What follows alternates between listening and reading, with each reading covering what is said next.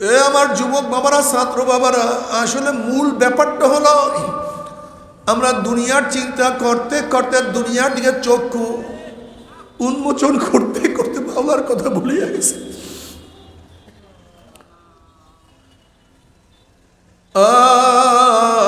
আমাদের চলন ফলন দেখলে মনে হয় কোনোদিন মরবই না, কবরে যাবই না, কিয়ামত হবেই না, মিজান আবার কিসের। এর ইমাম বুখারী রাহমাতুল্লাহ আলাইহি সবাইকে স্মরণ করার জন্য তার বুখারীর শেষ বাব ওয়া নাদাউল মাওয়াজিনাল কিসতা লিয়াউমিল কিয়ামাহ ওয়া আন্না আমালা বানি আদম কাওলাহুম ইউজান। আল্লাহ পাক কিয়ামতের ময়দানে ইনসাফের ন্যায়ের একটা মিজান স্থাপন করবে। সেই মিজানের মধ্যে, পাল্লার মধ্যে বনি আদমের প্রত্যেকটা কথা এবং কাজকে ওজন করা হবে। আল্লাহ মাফ করিয়া দাও। ও স্কুলের ছাত্র বাবারা, ও আমার কলেজের ছাত্র বাবারা, ও আমার পর্দার মা বোনেরা, নিশ্চয়ই আল্লাহ পাক রব্বুল আলামিন সবার আমল নামাকে ওজন করবে। এখন প্রশ্ন হলো, কোন বছরের আমল নামা, কোন সময়ের আমল নামা, কোন জামানার আমল নামা? তুমি কি মনে করছো রাত্রের আমল নামা আল্লাহ পাক ওজন করবে? দিনেরটা করবে না, আবার দিনেরটা করবে, রাত্রেরটা করবে না। এই বছরেরটা করবে, গত বছরটা করবে না। না আলাইহি ওয়াসাল্লামের উম্মতগণ, আল্লাহ পাক রব্বুল আলামিন আপনাকে আমাকে এই ফিতনা ফাসাদের জমানায়, যখন তামাম দুনিয়ার থেকে ইসলাম মুসলমানদেরকে মিটিয়ে দেওয়ার ষড়যন্ত্র চলতেছে, তামাম দুনিয়ার মধ্যে ইসলাম মুসলমান থাকবে কি থাকবে না এই প্রশ্নের সৃষ্টি হয়েছে। যে জমানায় মানুষ নেকের কাজ ছাড়তেছে, গুনার কাজ ধরতেছে, শুধু গুনার কাজ ধরেই না, বরং গুনার কাজে প্রতিযোগিতা শুরু করছে, কে কার আগে জাহান্নামে যাবে। সবাই বলে নাউযুবিল্লাহ। যে জমানায় মানুষ নেকের কাজে আশ্চর্য হয়, গুনার কাজে স্বাভাবিক থাকে, সেই মুহূর্তে আল্লাহ পাক রব্বুল আলামিন আপনাকে আমাকে কোরআন ও হাদিসের মাজলিস, আলেম ওলামা, মুমিন মুত্তাকিন, জাকিরিন শাকিরিনদের গুরুত্বপূর্ণ এক দামি মাজলিসে আসার, বসার, বলা, শোনার তৌফিক আল্লাহ পাক দান করছেন। শুকরিয়া তান সবাই বলে আলহামদুলিল্লাহ। এই মাজলিস অনেক দামি, অনেক গুরুত্বপূর্ণ। আমি সব সময় জিকিরের মাজলিসকে ধোলাই কারখানা বলি। ধোলাই কারখানা যখন জামা কাপড় দেওয়া হয়, জামা কাপড়গুলি ময়লা থাকে, কারখানারা যখন ফেরত দেয় পরিষ্কার, ময়লার কোনো চিহ্নও থাকে না। ঠিক এখানে যখন ঢুকছিলাম আমল নামায় গুনার বহুত ময়লা ছিল। আল্লাহ পাক কবুল করলে মাজলিস থেকে বের হয়ে যাবে, গুনাহ সব সাফ হয়ে যাবে। বলবেন না সুবহানাল্লাহ সবাই? এই একবার সুবহানাল্লাহ বলার সাথে সাথে আমল নামায় 1000 নেকি লেখা হয়ে গেছে, 1000 গুনাহ ঝরে গেছে। আল্লাহ পাক কালামে পাকের মধ্যে ফরমান, ইন্নাল হাসানাতি ইউযহিবনাস সাইয়্যাত। নেকি গুনাহকে মিটায়া দেয়। নেকি ইউযহিবনা, তরজমা কি, তাহকিক কি? ইউযহিবনার অর্থ হলো নেকি গুনাহকে এইভাবে মিটায়া দেয়, মনে হয় ব্যক্তি কোনোদিন গুনাহ করেই নাই। ব্যক্তি কোনোদিন, আমাদের মধ্যে অনেকের একটা অভ্যাস আছে, যারা খারাপ কাজে লিপ্ত, ধরেন নেন গাঁজা সেবন করি, মদ পান করি, অবৈধ কাজ করি, অনেকেই আমরা মনে করি এত খারাপ কাজ করে আমি মসজিদে যাবো কেন, আমি তো খারাপই, আমি রোজা রাখবো কেন, আমি তো খারাপই, আমি জিকির করব কেন। এরকম একটা ধারণা কিন্তু আমাদের মধ্যে আছে। আমি ভালো হয়ে নেই তারপরে ইবাদত শুরু করব। ভাই তুমি ভুল করতেছো। তোমার জামাই শুধু ময়লাই লাগাবা, পরিষ্কার করবা না? ময়লা তো লাগছে, পরিষ্কার করো, ধুয়ে ফেলো। তুমি গুনাহ করতেছো, তুমি নামাজে দাঁড়াও, ওই নামাজ তোমাকে একদিন গুনার কাছ থেকে ফিরিয়ে দিবে। তুমি অপকর্ম করতেছো, তুমি জিকিরে বসো, জিকির তোমাকে সমস্ত অপকর্মের থেকে একদিন ফিরিয়ে দিবে। তুমি চরম খারাপ লোক, চরম খারাপ, তুমি ভাবতেছো ওখানে মৌলবীরা আসছে, আলেম ওলামা আসছে, ওখানে আমার কাজটা কি, ওখানে আমি যাবো কেন?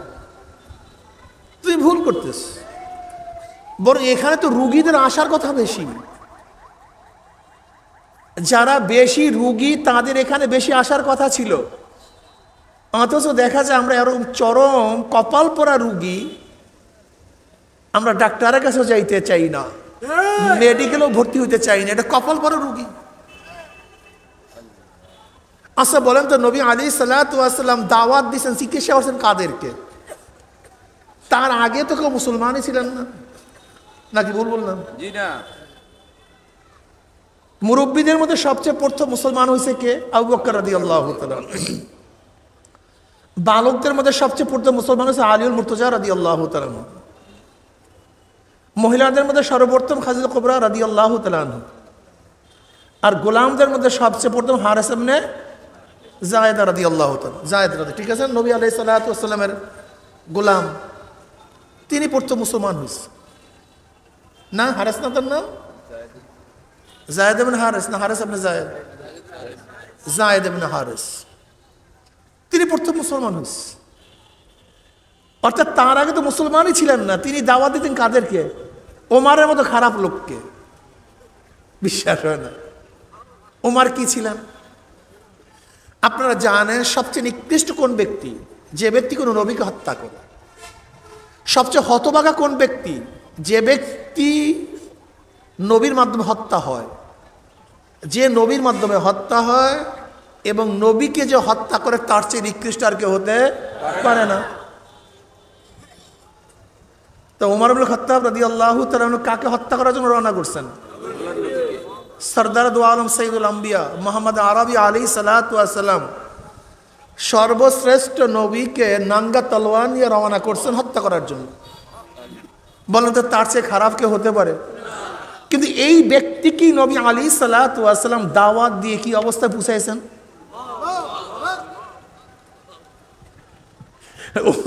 ওমর ইবনে খাত্তাব রাদিয়াল্লাহু তাআলার ব্যাপারে নবী আলাইহিস সালাতু নিজেই বলেন, বুখারীর মধ্যে রওয়ায়াত আছে, আমার পরে কেউ নবী হইলে ওমর নবী হয়ে যেত। আর আপনারা জানেন সাহাবী বলেন, গাউস বলেন, কুতুব বলেন, ওলি বলেন, সর্বশ্রেষ্ঠ মর্যাদার অধিকারী কারা? নবীরা। এর চেয়ে মর্যাদা সম্পন্ন কেউ নেই।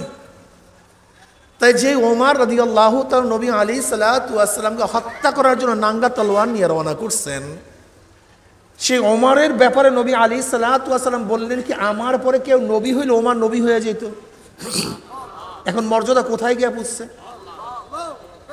যে ওমর নবী আলাইহিস সালাতু ওয়াস সালাম হত্যা করার জন্য রওনা করছে, সে ওমরকে দেখলে শয়তান রাস্তা ছাড়িয়ে পালায়া যেত। যে ওমর নবী আলাইহিস সালাতু হত্যা করার জন্য রওনা করছে, সে ওমরের হালাত কি, অবস্থা কি? নবী আলাইহিস সালাতু ওয়াস সালাম ফরমান, বুখারীর মধ্যে রওয়ায়াত আছে, ওমর বলেও ঠিক বোঝেও ঠিক। যার অনুকূলে কোরআনে বহুত আয়াত নাযিল হয়ে গেছে, অনুকূলে। অর্থাৎ ওমর রাদিয়াল্লাহু তাআলা যে মত প্রকাশ করতেন, আল্লাহ পাক সেই অনুকূলে রায় প্রদান করতেন। এই ওমরকে, যে ওমরের কথা বাতাসে শোনে, যে ওমরের কথা পানিতে মানে, যে ওমরের কথা মাটি শুনে। আপনারা জানেন হযরত সারিয়া রাদিয়াল্লাহু তাআলা আনহু যুদ্ধ করতেছিলেন। ওমর ইবনে খাত্তাব রাদিয়াল্লাহু তাআলা আনহু মদিনায় ছিলেন। মদিনার মিম্বার থেকে আওয়াজ দিলেন, ইয়া সারিয়াতুল জাবাল, এ সারিয়া, পাহাড়ের দিকে তাকাও। কোথায় মদিনার, কোথায় সিরিয়া? এখান থেকে আওয়াজ, ইয়া সারিয়াতুল জাবাল। সারিয়া রাদিয়াল্লাহু চিন্তা করলেন, আমিরুল মুমিনিনের আওয়াজ পাইতেছি, কোথার থেকে? সে তো মদিনায়। ভ্রুক্ষেপ করলেন না, আবারও যুদ্ধ শুরু করলেন। কিছুক্ষণ পরে আবারও ইয়া সারিয়াতুল জাবাল।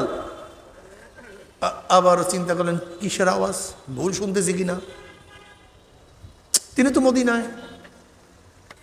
আবারও যুদ্ধ শুরু করলেন। কিছুক্ষণ পরে আবার ইয়া সারিয়াতুল জাবাল, উনজুর ইলাল জাবাল, এ সারিয়া, পাহাড়ের দিকে তাকাও, দেখো পাহাড়ের দিকে কি।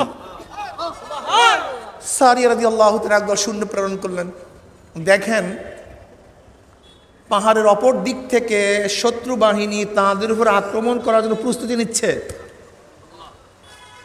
ওইদিকে মদিনার লোকগুলো চিন্তা করতেছে, সারিয়া রয়েছে কোথায় আর ওমর কোথায়।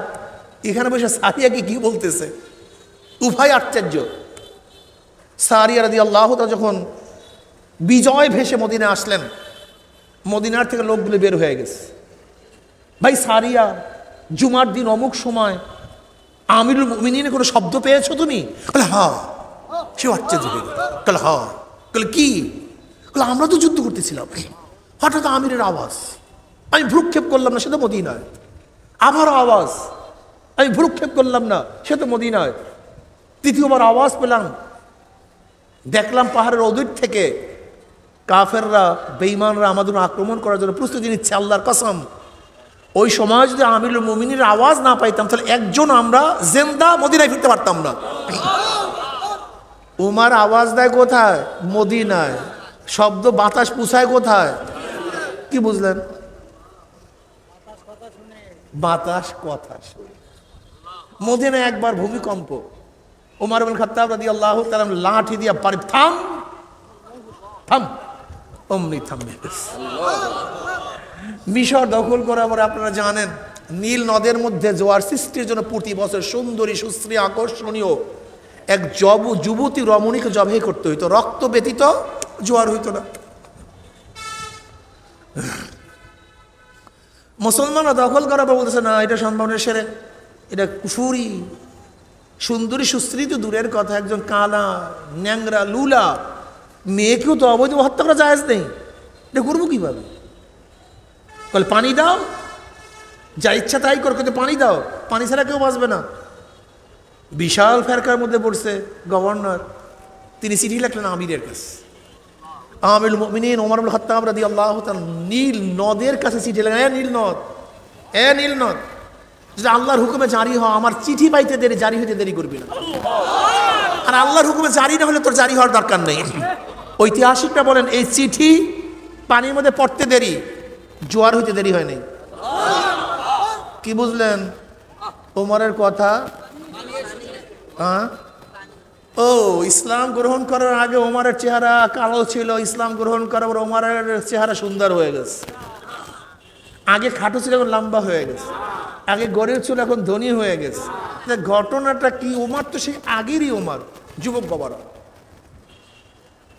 এই ঘটনা শুনো, বোঝার চেষ্টা করো, বয়ান বেশি দরকার নেই, বোঝার চেষ্টা করো। ইসলাম গ্রহণ করার আগে যে ওমর, যেই পদবী, যেই বংশের, ওই একই ওমর, কিন্তু ওমরের মধ্যে এমন কি পার্থক্য হলে পরিবর্তন হইল যে ওমরের কথা পানি শুনে, বাতাস শুনে, মাটি শুনে ওমরকে দেখে শয়তান পালায়া যায়। ওমরের অনুকূলে আল্লাহ পাক রব্বুল আলামিন কোরআন নাজিল করেন। ওমরের চক্ষু পরিবর্তন হয় নাই, কান পরিবর্তন হয় নাই, নাক পরিবর্তন হয় নাই, চেহারা অবয়ব পরিবর্তন হয় নাই। ওমরের ভিতরে একটা কলব আছে, সেই কলবটা পরিবর্তন হয়ে গেছে। আসলে কলবের চিন্তা কার মধ্যে নেই। আর যুবকরা এখন কলবের বয়ান শুনতেও চায় না, ভালো লাগে না, আধুনিক হইতে চায়। কি বয়ান চাই? যেখানে সিগারেট খাওয়ার ডিজাইন থাকবে, যেখানে নায়ক নায়িকাদের উদাহরণ আসবে, যেখানে ছেলেরা হাসবে, এই বয়ান এখন আমরা চাই। তোমাদের মাথার মধ্যে একটা জিনিস রাখতে হবে, ইসলাম কোনোদিন আধুনিক হতে পারে, ওই পুরান ইসলাম পুরানই থাকবে না। আধুনিকতা বলতে কিচ্ছু নেই। আধুনিকতা বলতে ইসলামের মধ্যে কোনো শব্দই নেই। মডারেট ইসলাম বলতে কোনো শব্দ, যদি বলো মডারেট ইসলাম, সাথে সাথে তোমাকে মানতে হবে যে নবী নতুন আসছে। কারণ ইসলামকে পরিবর্তন করার জন্য আরেকজন নবী ব্যতীত কথা কয় না কেন? হ্যাঁ, এক তিল পরিমাণ, এক তিলের 1 কোটি ভাগের 1 ভাগ পরিমাণ পরিবর্তন করার, বর্ধিত কমতি করার ক্ষমতা কার আছে? ওলামায়ে কেরাম। কি লাগবে আরেকজন? হ্যাঁ, নবী জিনিসটা কি, শরিয়াত জিনিসটা কি তোমরা জানো? দিন পরিবর্তন হয় না, শরিয়াত পরিবর্তন হয়। দিন মানে ইমানের কথা বলছি আমি। ইমান সব যুগে, সব সময়, সব কালে সমান। নবী আদম আলাইহিস সালাতু ওয়াস সালাম থেকে শুরু করে আমার নবী পর্যন্ত প্রত্যেকের ইমান সমান। আল্লাহ কয়জন? আদম মানলেন কয়জন?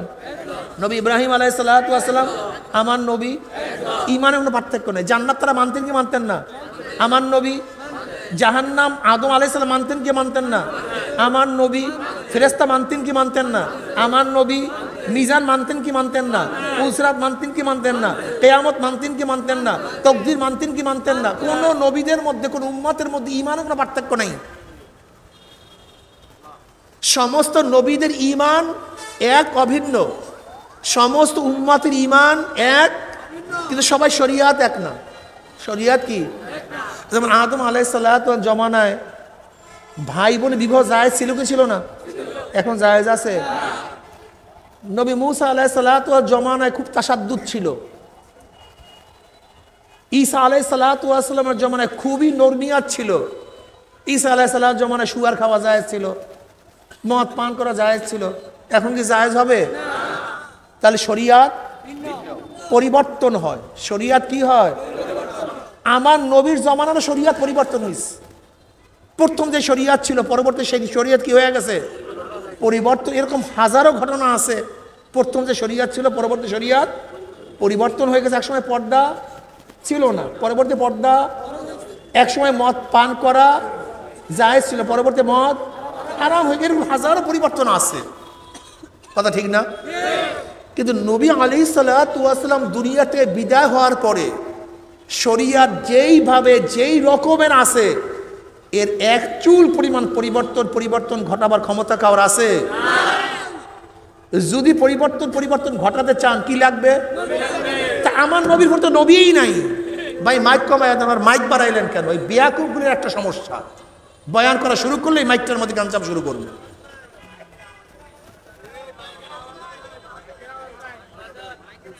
এই সাউন্ড বক্স বাড়ায় দেন একটু। মাইক দেশে কই? মাইক দেশে ওই মাথায় মাথায়, এখানে প্যান্ডেলের মধ্যে মাইক দেবে এতটুকু জানো না, সমস্যা। এখন শুনতেছেন? কি শুনতেছেন? আমি কি বলতে চাইছিলাম ভাই? শরিয়াতের কোনো পরিবর্তন যদি করতে চান তাহলে কি লাগবে? তা আমার নবীর পরে আর নবী, নবীর পরে নবী নাই, সংসদে আইনছে। আচ্ছা, কাদিয়ানীরা কাফের কেন? কি মানে না? হ্যাঁ, ভালো মতো বুঝিয়ে, নবী মানে না, এটা ভুল। হ্যাঁ, অন্যান্য নবীদের দুইটা সিফাত। নবী আদম আলাইহিস সালাম নবী এবং মাসুম। নবী নূহ আলাইহিস সালাতু ওয়াস সালাম নবী এবং মাসুম। মাসুম মানে নিষ্পাপ। নবী ঈসা আলাইহিস সালাম নবী এবং কয় গুণ? আমার নবীর মধ্যে নবী আলাইহিস সালাম নবী, মাসুম এবং শেষ নবী। নবীদেরকে নবী মানছেন, মাসুম মানেন নাই, নিষ্পাপ মানেন নাই, আপনি আহলুস সুন্নাত ওয়াল জামাত থেকে বের হয়ে যাবেন। আমার নবীকে নবী মানছেন, নিষ্পাপ মানছেন, শেষ নবী মানেন না, আপনি কাফের হয়ে যাবেন। খুব ভালো মতো বুঝবেন, বোঝার চেষ্টা করবেন। তা নবী আলাইহিস সালাম শেষ নবী, তারপরে নবী নেই, আর শরিয়াত শেষ। এখন ইসলামকে মডারেট করবেন কিভাবে আমাকে বলেন তো? পরিবর্তন করবেন কেমনে? ধোকায় পড়িয়েন না। মডার্ন ইসলাম নেই, বরং আপনি ইসলাম থেকে বের হয়ে গেছেন, ইসলাম থেকে দূরে চলে গেছেন, এইটা মনে করেন। নতুন কোন ইসলাম আসবে না, আসতে পারে না। যেইভাবে ইসলাম ছিল আছে, যখন থাকবে না তখন কিয়ামত হয়ে যাবে। কি হয়ে যাবে? আস্তে আস্তে ভালোর দিকে মানুষ যাবে না খারাপের দিকে যাবে? খারাপ হইতে হইতে লা তাকুমুস সাআহ হাত্তা ইয়াকুলু ফিল আরদি আল্লাহ আল্লাহ। যখন আল্লাহ আল্লাহ বলার মতো একজনও থাকবে না, তখন আসমান আসমানের জায়গায় থাকবে না, সূর্য আর সূর্যের জায়গায় থাকবে না, চন্দ্র আর চন্দ্রের জায়গায় থাকবে না, সব।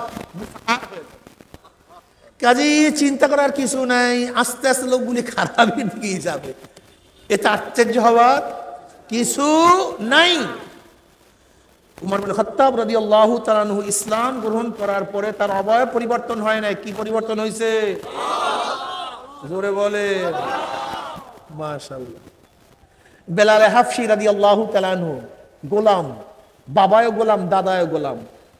নিজেও গোলাম, 1 টাকার মালিক না, 1 শতক জমির মালিক না, শিক্ষা দীক্ষা গ্রহণ করতে পারে নাই, সম্মান ইজ্জত বলতে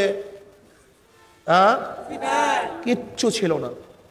আচ্ছা, বেলালে হাবশি ঈমান আনার পরে অবস্থাটা কেমন? বেলালে হাবশি হাতে জমিনের মধ্যে, পায়ের আওয়াজ আরশের মধ্যে, হাতে জমিনের মধ্যে, পায়ের আওয়াজ আরশের মধ্যে। বেলালে হাবশি আজান দেয় জমিনের মধ্যে, 7 তবক আসমান ভেদ করে আজানের আওয়াজ চলে যায় আরশের মধ্যে। কিয়ামতের ময়দানে নবী আলাইহিস সালাতু ওয়াস সালাম যে উটের উপরে থাকবেন, তার লাগাম থাকবে বেলালে হাবশির হাতের মধ্যে। কি বুঝলেন? বেলাল হাবশির চেহারা সুন্দর হয়ে গেছে, ধনী হয়ে গেছে, কিচ্ছু না। কি পরিবর্তন আছে? কার মধ্যে টেনশন? কার মধ্যে টেনশন আছে? শুধু চেহারা সাজাই, পারফিউম দেই, দামি সোনো মাখি, অত সাহাবাদের চেহারার মধ্যে মলিনতা ছিল, ধুলাবালি ছিল, কাপড় ময়লা ছিল। আসহাবে সুফফার অবস্থাটা কি ছিল? আসহাবে সুফফাদের অবস্থা হলো একটা কাপড় উপরে দিয়ে টান দিলে নিচ খালি, নিচে টান দিলে উপর খালি, এই ছিল তাদের অবস্থা। তাদের গোরাবাদের অবস্থাটা কি? হযরত আবু হুরায়রা রাদিয়াল্লাহু তাআলা রওয়ায়াত করেন, বুখারীর মধ্যে বিভিন্ন রওয়ায়াত আসছে, ক্ষুধার্ত, নামাজ পড়ার পরে মসজিদের বাহিরে চলে আসছি। ওমর ইবনে খাত্তাব রাদিয়াল্লাহু বের হইছেন, সালাম দিলাম আমি তাকে। আমি একটা মাসালা জিজ্ঞাসা করছি, মাসালা আমি কি আগেই জানি, জিজ্ঞাসা করছি কেন? মাসালার জবাব দিবে, আমার দিকে তাকাইবে, দেখবে জিভটা শুকনা, কথা বলতে পারি না, চেহারার অবস্থা খারাপ, ক্ষুধার্ত, আমাকে দাওয়াত দিবে, 2টা খাবো। কিন্তু ওমর ইবনে খাত্তাব রাদিয়াল্লাহু তাআলা আনহু আমার সালামের জবাব নিছেন, মাসালার উত্তর দিছেন, কিন্তু দাওয়াত দেন নাই। আমি বুঝতে পারছি তার ঘরের মধ্যেও কিছু নেই। আবু বকর রাদিয়াল্লাহু বের হইছেন, আমি তাকে সালাম দিলাম, মাসালা জিজ্ঞাসা করলাম একই দিয়াতে, মাসালার জবাব দিছেন, সালামের উত্তর দিছেন, চলে গেছেন, আমাকে দাওয়াত দেন নাই। আমি বুঝতে পারছি তার ঘরের মধ্যে আমাকে খাওয়ার মতো কিছু নেই। এবার নবী আলাইহিস সালাতু বের হইছেন, আমি তাকে সালাম দিছি, সালামের জবাব দেওয়ার পরই ঘরের মধ্যে আওয়াজ দিছে, আছে কিছু ঘরের মধ্যে, ঘরের থেকে আওয়াজ আসে, 1 পেয়ালা দুধ আছে। কি আছে? ওমর ইবনে খাত্তাব, হযরত আবু হুরায়রা রাদিয়াল্লাহু ফরমান, নবী আলাইহিস সালাতু ওয়াস সালাম বলেন, হে আবু হুরায়রা, আসহাবুস সুফফার সবাইকে দাওয়াত দাও, আমাদের সংখ্যা প্রায় 70-এর উপরে, আর দুধের সংখ্যা 1 পেয়ালা। আমাকে যেহেতু দাওয়াত দেওয়ার জন্য বলছে, আমি বুঝতে পারছি হুকুম আমাকেই বলবে যে বন্টন করো, তা আমি যেই পেট খালি, একই অবস্থা, আমার অবস্থাটা কি? কিন্তু উপায় নেই, নবীর হুকুম, আমি দাওয়াত দিলাম। সবাই ক্ষুধার্ত, একজনও ক্ষুধার্ত ছিল না, সবাই ক্ষুধার্ত। নবীর ঘরে দাওয়া, সবাই খুশি, সবাই আসছে, সবাই বসছে। নবী আলাইহিস সালাতু ওয়াস সালাম আমার হাতে দুধের পেয়ালাটা দিয়েছেন, বলেন আবু হুরায়রা পান করো। আবু হুরায়রা পান করো, আমার ধারণা অনুযায়ী আমাকেই বলছেন পান করাও। আমি একজনের কাছে নিয়ে গেলাম, সে দুধের থেকে চুমুক দিছে, আমাকে ফেরত দিছে। তার পেট পূর্ণ হওয়ার পরে দুধের পেয়ালা আমার কাছে ফেরত দিছে, আল্লাহর কসম, সেই পাটির থেকে 1 ফোঁটা দুধ কমে নেই, 1 ফোঁটাও না। আমি দ্বিতীয় ব্যক্তির কাছে নিয়ে গেছি, সেও সেখান থেকে পান করছে, আমাকে ফেরত দিছে। তৃতীয় ব্যক্তির কাছে নিয়ে গেছি, সেও পান করছে, ফেরত দিছে, কিন্তু দুধ যেই অবস্থা একই অবস্থা। এরকম করতে করতে করতে করতে আমি সবার কাছে দুধের পেয়ালা নিয়ে গেলাম, সবাই পান করছে। এবার আমি নবী আলাইহিস সালাতু ওয়াস সালামকে দুধের পেয়ালা দিলাম। নবী আলাইহিস সালাতু ওয়াস সালাম আমার হাতে দিলেন, বললেন আবু হুরায়রা পান করো। এক টানি কারবার শেষ, নবী আলাইহিস সালাতু ওয়াস সালামের কাছে দুধের পেয়ালা ফেরত দিলাম। আবার বলেন আবু হুরায়রা পান করো। বললাম ইয়া নবী আল্লাহ, পেটে জায়গা না, আবার পান করো। পান করলাম, আবারও ফেরত দিলাম, তাহলে আবারও পান করো। বুখারীর মধ্যে রওয়ায়াত আছে, আবু হুরায়রা বলেন আমার পেট উঁচা হয়ে গেছে, কিন্তু আল্লাহর কসম সবাই দুধের থেকে, পেয়ালার থেকে দুধ পান করছে, কিন্তু দুধের পেয়ালার থেকে 1 ফোঁটা দুধও কমে নেই। এরপর নবী আলাইহিস সালাতু সেখান থেকে পান করছে। এত ক্ষুধার্ত মানুষগুলি এত দামি কেন? টাকা ছিল না, শুধু টাকার পিছনে ঘুরলাম, বাড়ির পিছনে ঘুরলাম, কিন্তু এই কলফটার পিছনে ঘুরলাম না কেউ। যেটা দামি বানাবার জায়গা, যেখানে মানুষকে দামি বানায় দেয়, সবচেয়ে দামি বানায় দেয়, সবচেয়ে উঁচা মাকামে পৌঁছায় দেয়, সেইটার পিছনে কেউ ঘুরি না।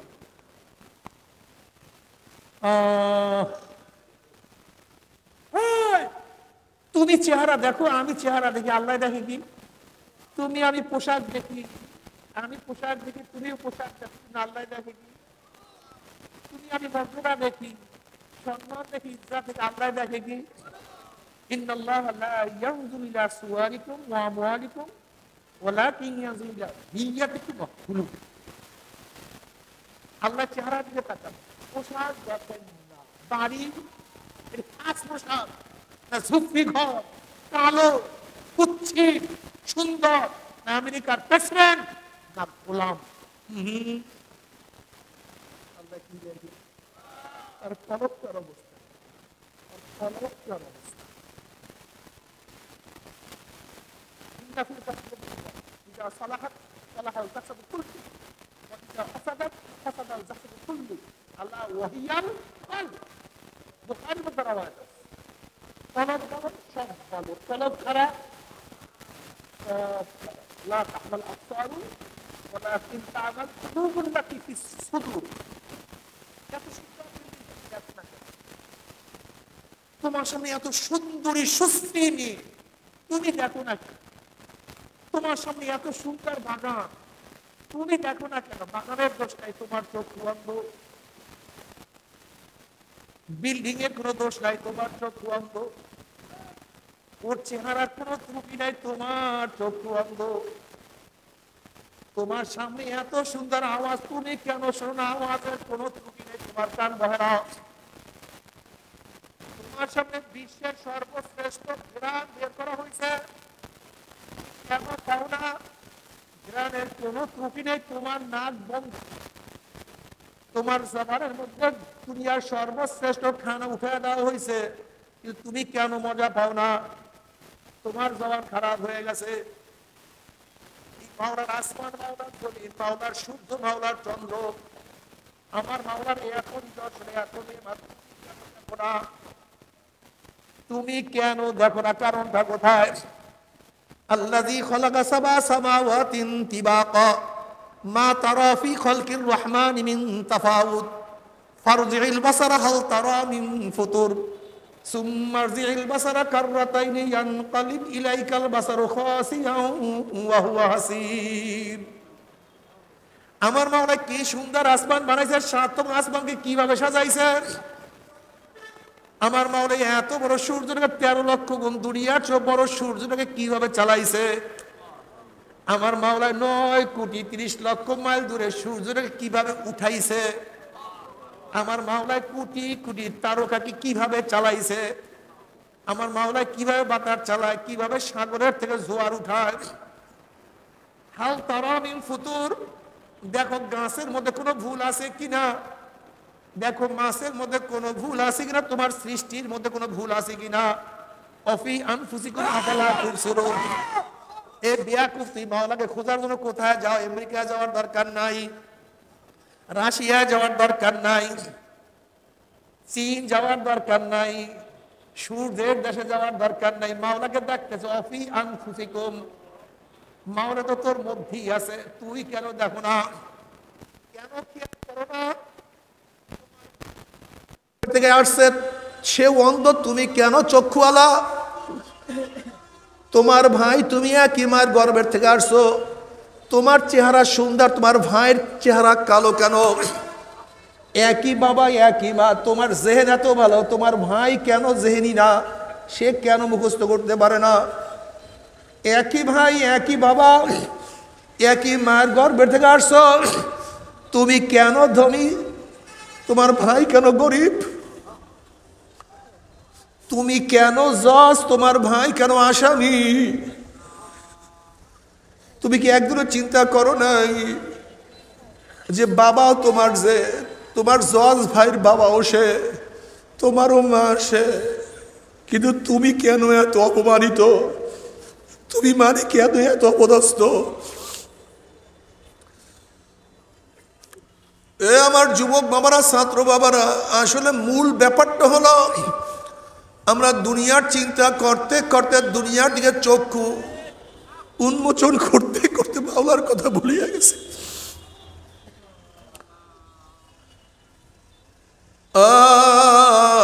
আমাদের চলন ফারণ দেখলে মনে হয় কোনোদিন মরবই না, কবরে যাবই না, কিয়ামত হবেই না, মিজান আবার কিসের। এর ইমাম বুখারী রাহমাতুল্লাহ আলাইহি সবাইকে স্মরণ করার জন্য তার বুখারীর শেষ বাব ও নাদাউল মাওয়াজিনাল কিসতা লিয়াউমিল কিয়ামা ওয়া আন্না আমালা বানি আদম কাওলাহুম ইউজান। আল্লাহ পাক কিয়ামতের ময়দানে ইনসাফের ন্যায়ের একটা মিজান স্থাপন করবে। সেই মিজানের মধ্যে, পাল্লার মধ্যে বনি আদমের প্রত্যেকটা কথা এবং কাজকে ওজন করা হবে। আল্লাহ মাফ করিয়া দাও। ও স্কুলের ছাত্র বাবারা, ও আমার কলেজের ছাত্র বাবারা, ও আমার পর্দায় মা বোনেরা, নিশ্চয়ই আল্লাহ পাক রব্বুল আলামিন সবার আমল নামাকে ওজন করবে। এখন প্রশ্ন হলো, কোন বছরের আমল নামা, কোন সময়ের আমল নামা, কোন জামানার আমল নামা? তুমি কি মনে করছো রাত্রে আমল নামা আল্লাহ ওজন করবে? দিনেরটা করবে না, আবার দিনেরটা করবে, রাত্রেরটা করবে না, এই বছরেরটা করবে, গত বছরটা করবে না। না।